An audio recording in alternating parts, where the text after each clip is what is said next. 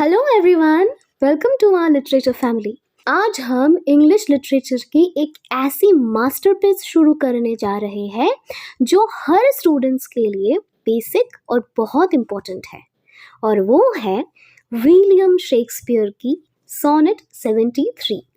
लेकिन पोएम शुरू करने से पहले हमें उस माहौल को समझना होगा जिसमें ये लिखी गई थी।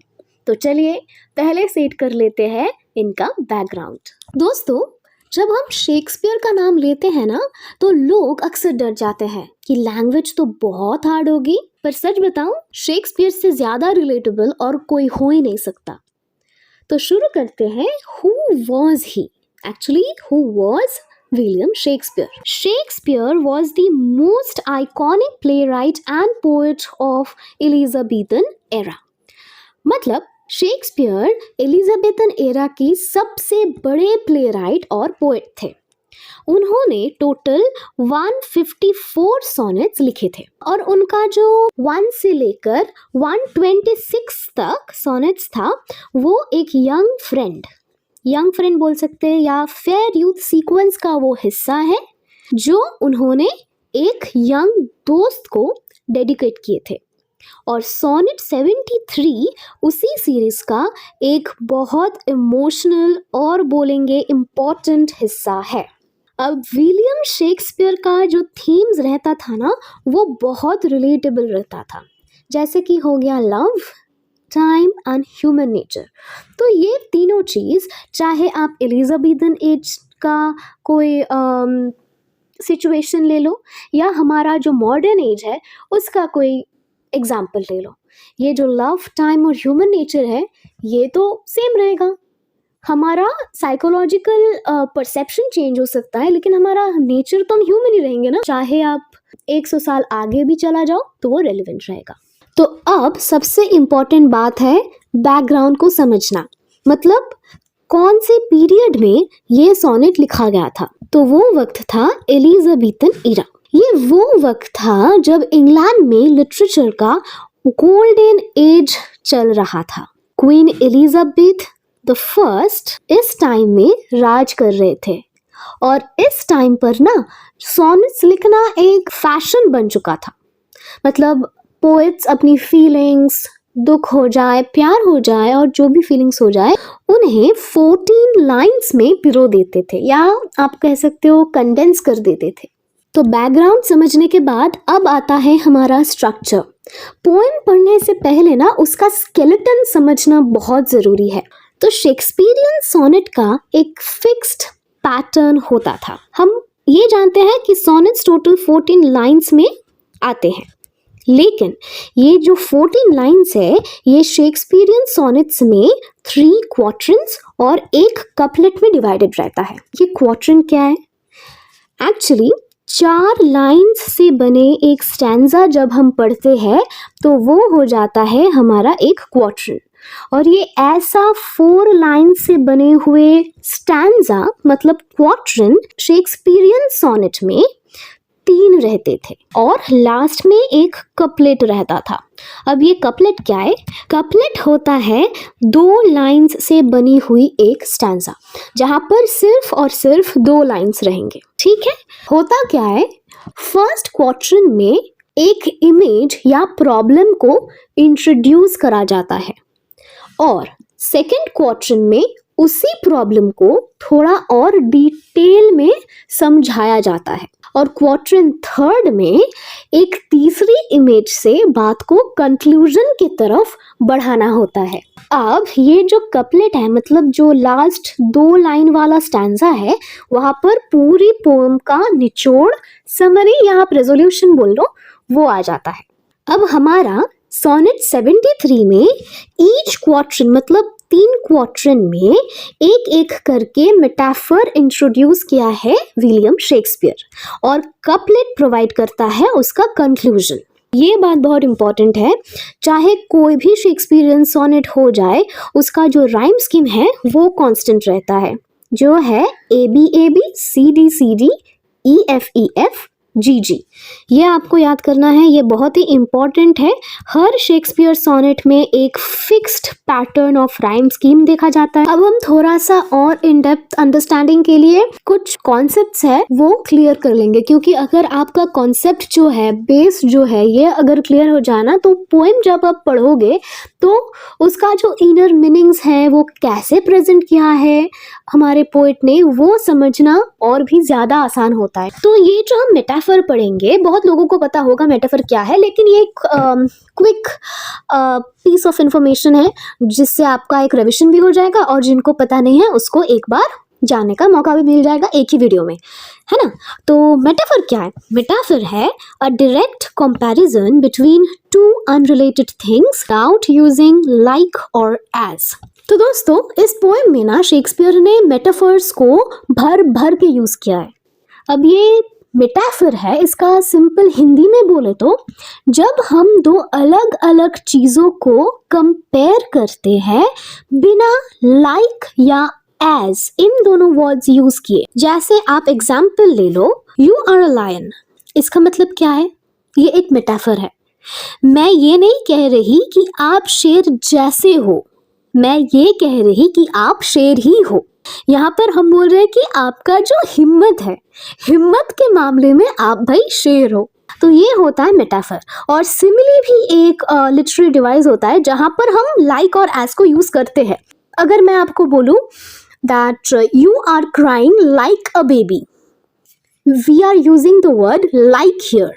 तो लाइक को जब हम यूज कर रहे हैं तो ये बन रहा है हमारा सिमिली। इन सोनेट 73 में Shakespeare compares old age directly to autumn, twilight and a dying fire. Shakespeare बुढ़ापे को यानी ओल्ड एज को डायरेक्टली ऑटम और ट्वाइलाइट बोल रहे हैं। शेक्सपियर यहाँ हमें ओल्ड एज को एक सीजन के जरिए दिखाएंगे। That time of year thou mayst in me behold। तो पहले हमको जानना है ये दोनों वर्ड्स का मतलब। Thou मतलब you और mayst मतलब may, है ना। ये ओल्ड इंग्लिश है, शेक्सपियर ये इंग्लिश ज़्यादातर यूज करते थे अपने राइटिंग्स में। शेक्सपियर अपने दोस्त यानी फेयर यूथ से कह रहा है कि जब तुम मुझे देखते हो तो तुम्हें साल का वो वक्त याद आना चाहिए। और यहाँ पर behold का मतलब है देखना, to see something, to observe something। Line 2 में बोला जा रहा है when yellow leaves or none or few do hang। यहाँ शेक्सपियर ऑटम या पतझड़ की बात कर रहे हैं। वो कहते हैं कि मेरी हालत अब उस पेड़ जैसी है जिस पर या तो थोड़े से येलो लीव्स बचे हैं, और ये येलो लीव्स उनके सफेद बालों और उनकी ढलती उम्र का मेटाफर है। हम बोल रहे थे ना यहाँ पर मेटाफर यूज किया है शेक्सपियर ने। तो यहाँ पर जो फर्स्ट मेटाफर है वो हो गया हमारा ऑटम। मतलब यहाँ पर शेक्सपियर एक्चुअली में ऑटम का ही बात कर रहे हैं।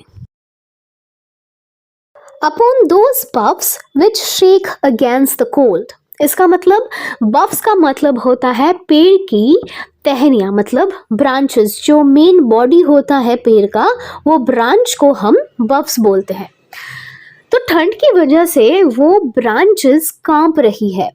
जैसे आप देखोगे जब लोग बहुत बूढ़े हो जाते हैं, बहुत एजड हो जाते हैं, तो ठंड से वो कांपने लगता है। वैसे ही शेक्सपियर अपने बुढ़ापे को समझते हुए बफ्स के साथ उन्हें खुद को कंपेयर किया है।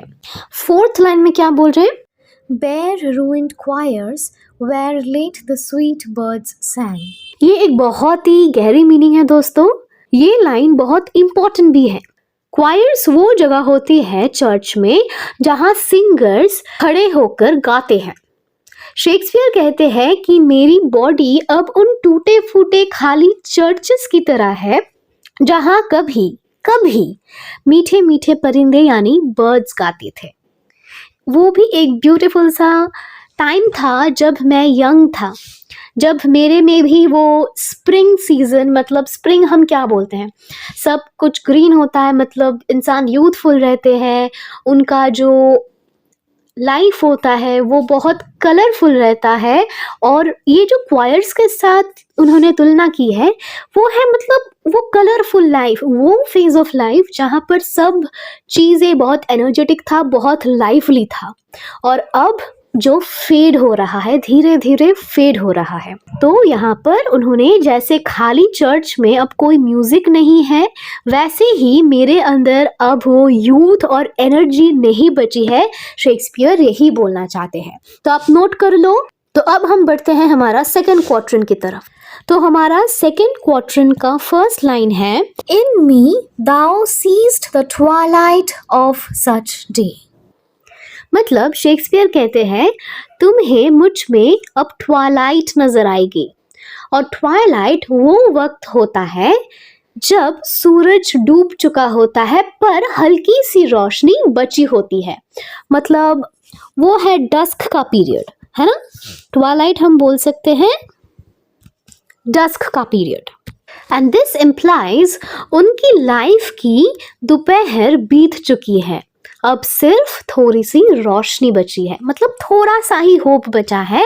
जो ब्राइटनेस था, जो दोपहर का वक्त था, मतलब जब सन बहुत ब्राइट होता है, थिंग्स क्लियरली दिख पाते हैं, वो वक्त था, वो अब बीत चुकी है। Next, as after sunset fadeth in the west. Yes, जैसे सनसेट के बाद वेस्ट डायरेक्शन में धीरे धीरे रोशनी गायब होने लगती है, वैसे ही शेक्सपियर की जो एनर्जी है और लाइफ की जो चमक है वो धीरे धीरे खत्म हो रही है।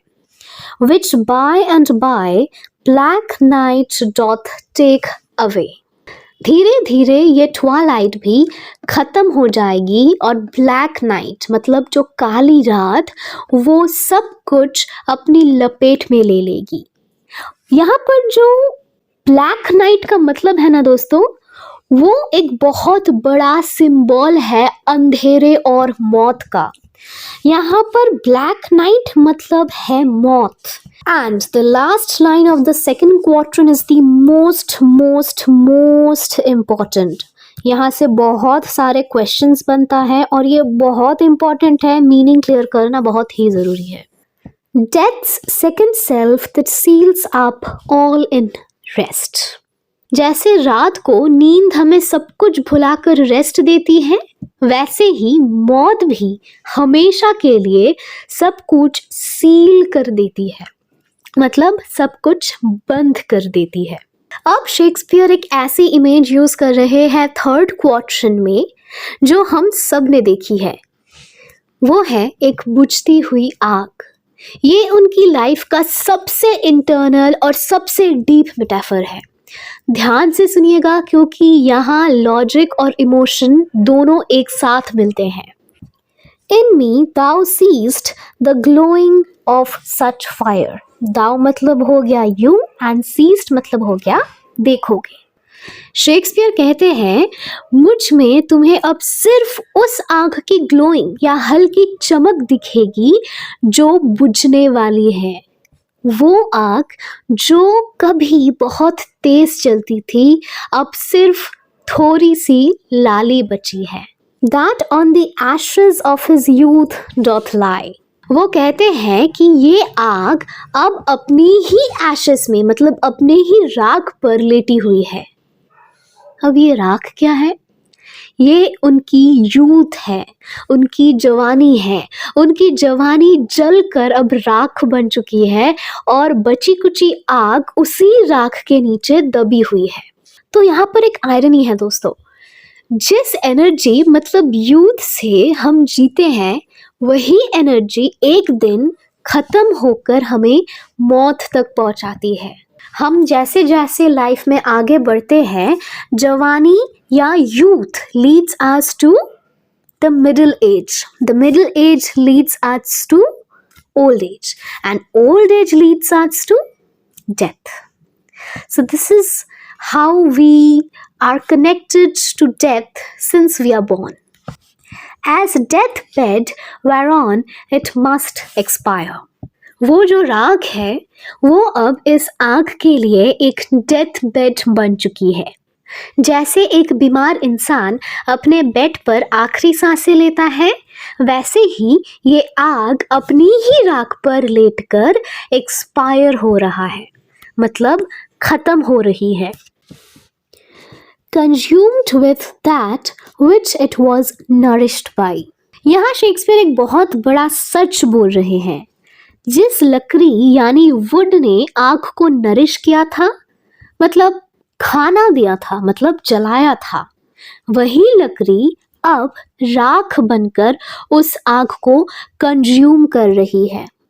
इसका सिंपल मतलब क्या हो गया? हमारी लाइफ की एनर्जी ही हमें बुढ़ापे और मौत की तरफ ले जाती है। तो यहाँ पर मेटाफर हो गया फायर, आयरनी हो गया जिस एनर्जी यूथ से हम जीते थे वही एनर्जी एक दिन खत्म होकर हमें मौत तक पहुंचाती है। मतलब as the death bed whereon it must expire, consumed with that with it was nourished by। और इसका इमेजरी है ashes of youth doth lie और death bed।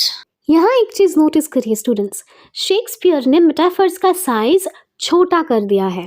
मतलब पहले था सीजन यानी मंथ्स में, फिर हो गया ट्वाइलाइट मतलब आवर्स में आ गया, कुछ घंटे में आ गया, फिर हो गया फायर मतलब कुछ मिनट्स, तो मंथ से आवर्स, आवर्स से मिनट्स। तो ऐसे ऐसे करके ये दिखाता है कि उनकी लाइफ का टाइम कितनी तेज़ी से ख़त्म हो रहा है। और इस टेक्निक को हम कहते हैं the narrowing of focus technique. तो आप नैरोइंग ऑफ फोकस के लिए ये डेफिनेशन यूज़ कर सकते हो, a literary technique where the poet gradually decreases the time frame to create a sense of urgency and approaching death. अब हम आ चुके हैं सोनेट का लास्ट 2 लाइन्स में यानी कपलेट में। तो अब तक शेक्सपियर ने हमें बताया कि वो कैसे एक पुराने पेड़, एक ढलती शाम और एक बुझती हुई आँख की तरह है। पर सवाल ये है कि वो अपने दोस्त को ये सब क्यों इतना डिटेल में बता रहे हैं? इसका जवाब हमें मिलता है इन आखिरी 2 लाइन्स में, जिन्हें हम कपलेट कहते हैं। This thou perceivest, which makes thy love more strong, to love that well which thou must leave ere long। तो इस लाइन में शेक्सपियर कहते हैं तुम ये सब देख रहे हो, मतलब परसीव कर रहे हो, तुम देख रहे हो कि मैं खत्म हो रहा हूँ, और यही देखकर तुम्हारा प्यार मेरे लिए और भी स्ट्रॉन्ग हो जाता है। This thou perceivest, which makes thy love more strong, to love that well which thou must leave ere long।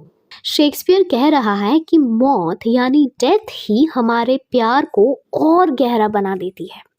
अगर हम सब अमर या इमॉर्टल होते तो शायद हम एक दूसरे को टेकन फॉर ग्रांटेड ले लेते, लेकिन क्योंकि हमारा वक्त कम है इसीलिए हम एक दूसरे से और भी ज़्यादा इंटेंसिटी से प्यार करते हैं। शेक्सपियर ने अपने दोस्त को अपनी कमज़ोरी दिखाई ताकि उनका रिश्ता और मजबूत हो सके। तो ये था हमारा विलियम शेक्सपियर का सोनेट 73। ये कुछ इम्पॉर्टेंट पॉइंट्स है, ये एक बार पढ़ लो। हमने जो पढ़ा है ये इसका बस एक समरी है।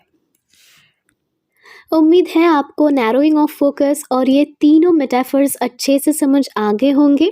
अगर आपको ये वीडियो हेल्पफुल लगी तो इस चैनल को अभी सब्सक्राइब ज़रूर कर लें और अपने लिटरेचर फ्रेंड्स के साथ ज़रूर शेयर करें। आप लोग कमेंट्स में बताइए कि अगली वीडियो हम किस टॉपिक पर बनाएंगे। तो तब तक के लिए keep learning and keep loving literature. मिलते हैं अगली वीडियो में।